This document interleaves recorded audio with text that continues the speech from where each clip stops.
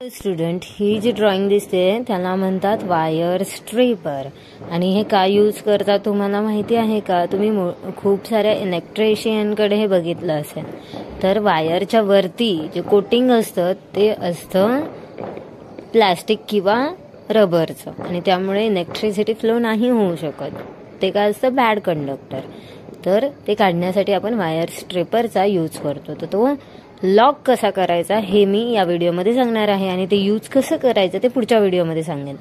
इथे बघा, हा एक नट आहे वरच्या साईडला.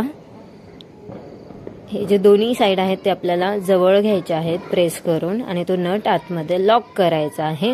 या हिंचमध्ये तो लॉक होतो. अशा प्रकारे वायर स्ट्रिपर नेहमी लॉक करूनच ठेवायचं आहे. तुमचं यूज करून झाल्यानंतर कधीही ते ओपन ठेवायचं नाही.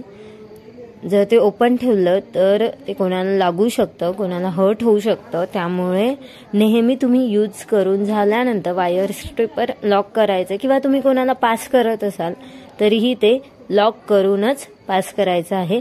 आणि लॉक करतानाही प्रिकॉशन घ्यायचे की जो पुढचा पार्ट आहे ज्याच्या थ्रू आपण वायर कट करतो त्याला हात लावायचा नाहीये.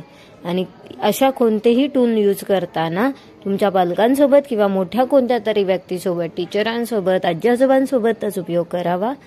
Thank you so much.